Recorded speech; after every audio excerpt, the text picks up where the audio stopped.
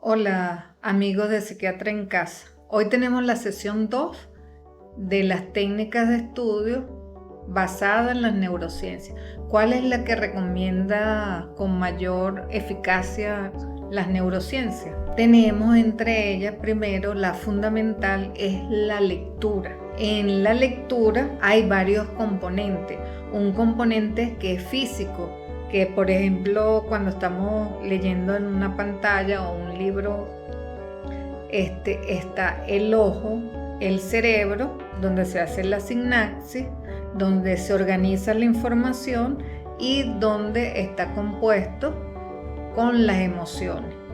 Es decir, si lo que yo estoy leyendo lo comprendo, entiendo las palabras y voy en un proceso de autodescubrimiento y esto lo alineo a lo que yo deseo aprender, probablemente esta lectura y este conocimiento va a ser de provecho para mí y voy a fijar los conocimientos que yo requiero. Otra de las técnicas es la técnica de inmersión y sumersión. Ejemplo, quiero averiguar la historia de un país, por ejemplo, Australia, por decir un país, y no conozco nada de Australia, entonces me mandaron a investigar eso. Yo primero comienzo con la inmersión, me empiezo a empapar dónde queda Australia, dónde puedo conseguir información sobre su historia, es decir, de una manera empapar. De una manera no específica, una manera muy general. Posteriormente que yo tengo todo el material sobre Australia, que lo conseguí en Google, en las diferentes plataformas, comienzo un proceso de sumersión. Significa que ahora voy a profundizar en las lecturas y en el conocimiento sobre ese tema que yo quiero. Entonces, de esta manera el cerebro se va a ir adaptando y va a ir de lo general a lo particular. Otra técnica es el espaciado. Por ejemplo, tengo un libro que lo tengo que terminar y lo tengo que estudiar. Yo lo puedo dividir por capítulos y me puedo planificar un horario en el cual yo voy a leer ese capítulo. El capítulo 1, por ejemplo, lo voy a leer en 1 hora, pero una lectura donde yo comprenda que si encuentro una palabra que no entiendo, me regreso, reviso el diccionario, busco en Google y después sigo, porque el cerebro, si entiende, si para él tiene sentido y está alineado con lo que yo quiero aprender, ese conocimiento se consolida. Posteriormente, del primer capítulo, espacio 5 minutos, descanso, y después de ese descanso sigo con el segundo capítulo y hago la misma operación. Entonces, ese espaciado funciona. Y otra cosa es intercalar materia. Si yo hago una buena planificación y yo sé que tengo que estudiar matemáticas, algo contrario a matemáticas, por ejemplo, castellano, contrapuesto, y después estudio historia.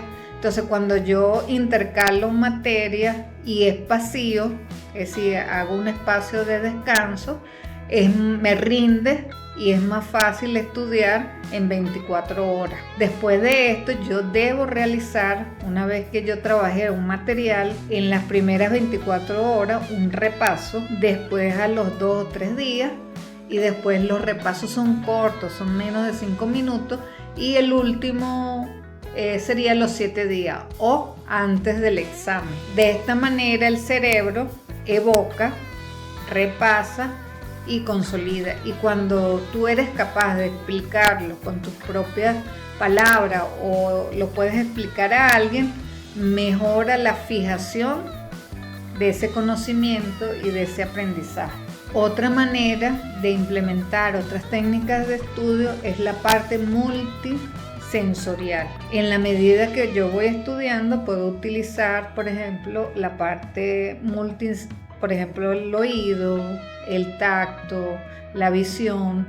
Por ejemplo, puedo hacer dibujos, emplear colores, hacer un mapa mental, fotografía, que me permita, mientras más sentido yo incorpore al aprendizaje, más fácil es fijar la información. Y otra técnica también buena es hacer la autoevaluación.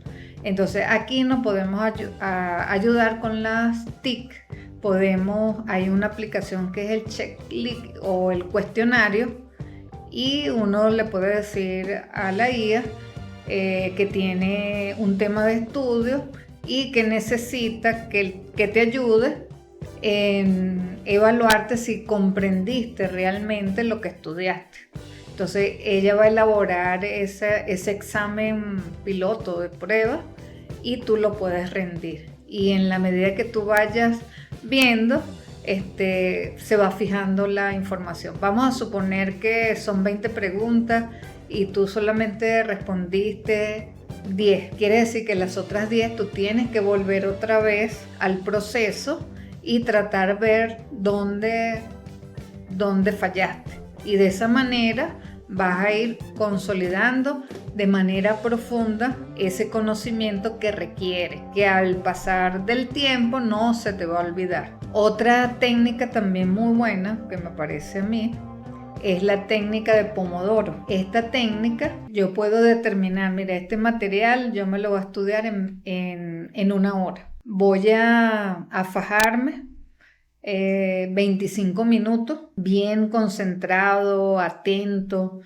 Me voy a fijar, enfocar. Hago una lectura general, después voy seleccionando palabras que no sé, después voy profundizando en el tema, y después cuando termine ese capítulo o ese material que estoy estudiando, descanso 5 minutos. Posteriormente, después que descansé, vuelvo a tomar ese material, profundizo un poco más en él, descanso otra vez 5 minutos y así sucesivamente. Entonces yo voy estudiando el material espaciado, y esta técnica se llama Pomodoro. Estudio, descanso 5, vuelvo a estudiar, me doy un break de 10 minutos, vuelvo a estudiar, me doy un break de 15 minutos hasta que termine el material.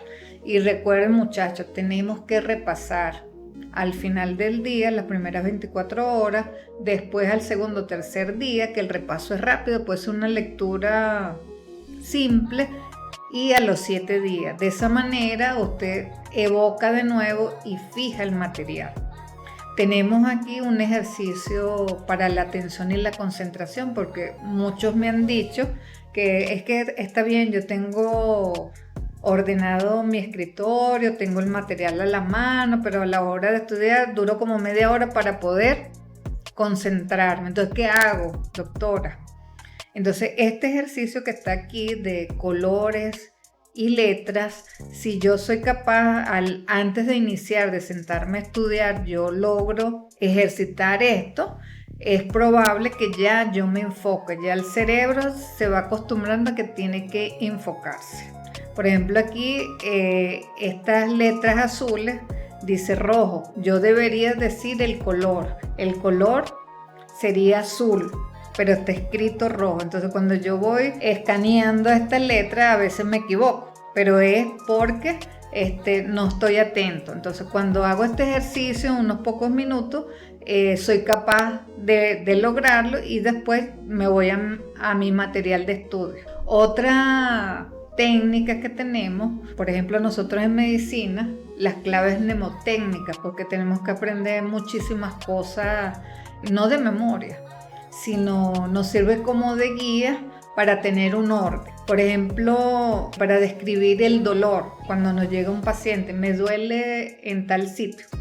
Entonces nosotros aplicamos esta técnica mnemotécnica que se llama Alicia. Alicia, uno le pregunta cuándo apareció el dolor, dónde está localizado, que es la L, la I, la intensidad, es agudo, es crónico, es leve, moderado, severo. La C es concomitante, ¿qué otra cosa aparte del dolor tiene?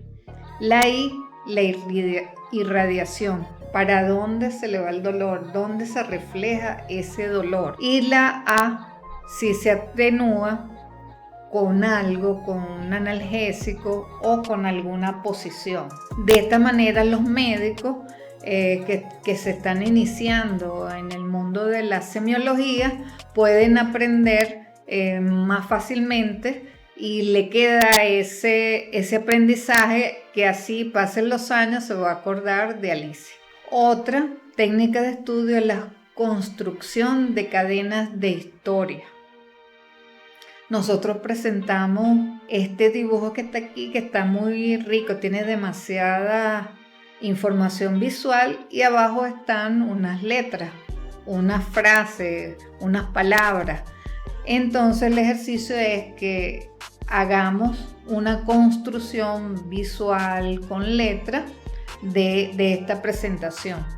Por ejemplo, en la primera hay un caballo, un regalo, ojos y dientes. Entonces, a caballo regalado no se le mira el colmillo. Por ejemplo, en el segundo, el dibujo, una boca, una calavera y un pez.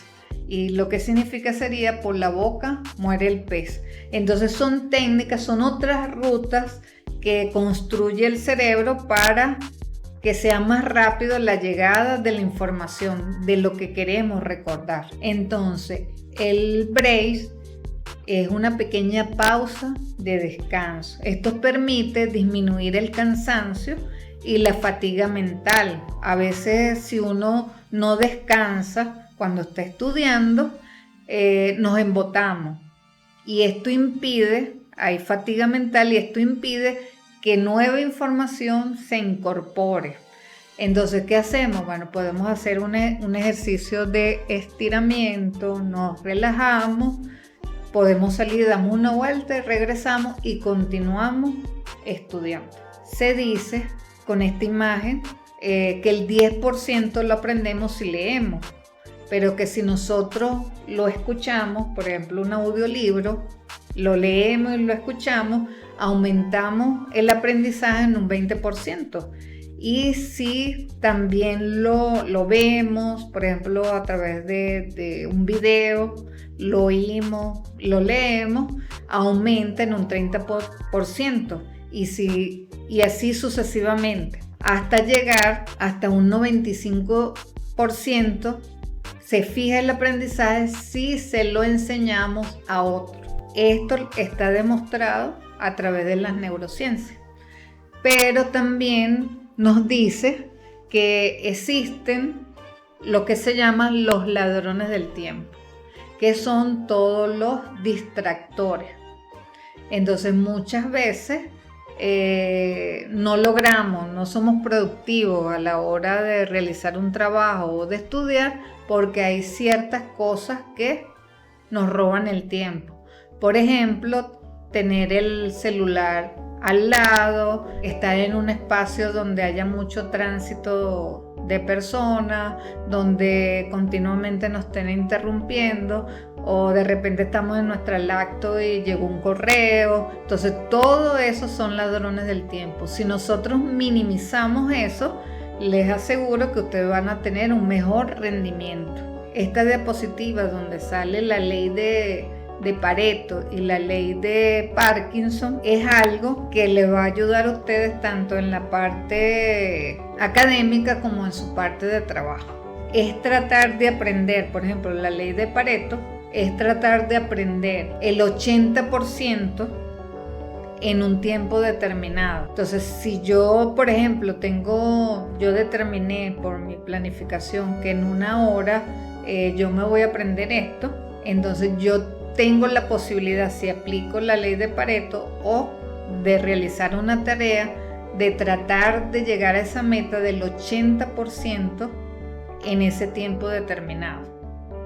Y la ley de Parkinson es cuando nosotros vemos, cuando es una expansión. Por ejemplo, nos asigna una tarea y nos dice que tenemos 3 meses para entregarla. Pero yo, como me conozco, yo digo, no, 3 meses como demasiado.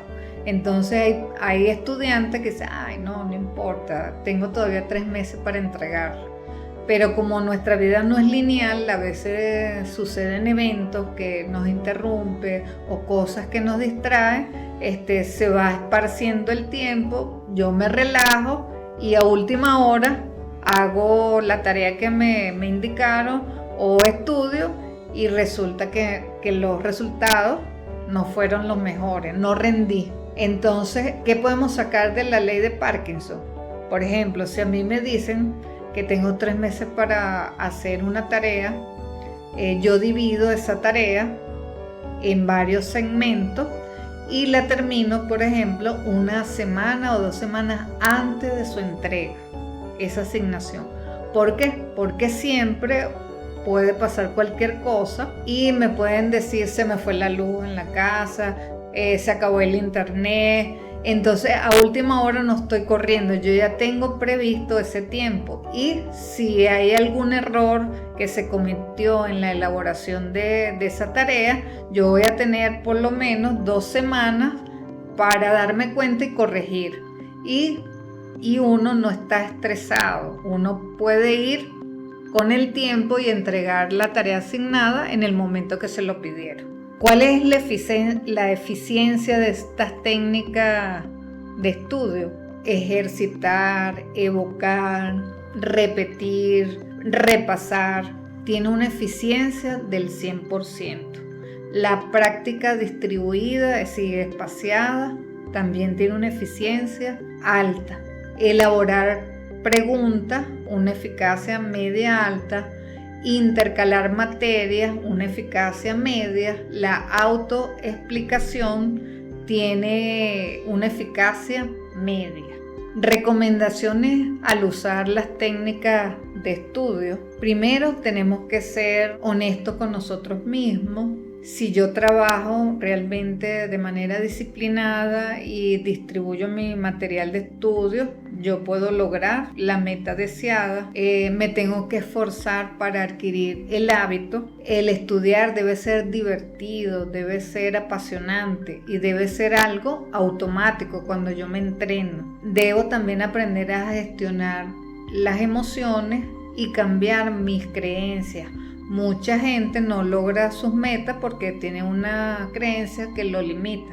Por ejemplo, yo no sirvo para las matemáticas, pero lo que vemos en realidad que en todas las carreras, cualquiera que ustedes estudien, existen matemáticas. Y claro, como ya llevamos esa creencia, eso nos limita. Y esa materia, es la más pesada de la carrera. Pero realmente si nosotros trabajamos en ella y si vemos que no podemos, buscamos a alguien que nos asesore y si vemos que no se puede, tenemos que buscar un profesional que nos ayude a cambiar esas creencias. Siempre debemos explorar nuevas técnicas, por ponernos retos, desafíos. No importa si tienes tiempo que no estudias, empieza hoy. Y lo que siempre le he dicho en el primer video, pequeños esfuerzos sostenidos en el tiempo dan grandes resultados. Muchísimas gracias, yo soy la doctora Omaira Bohórquez y te esperamos nuevamente en Psiquiatra en Casa.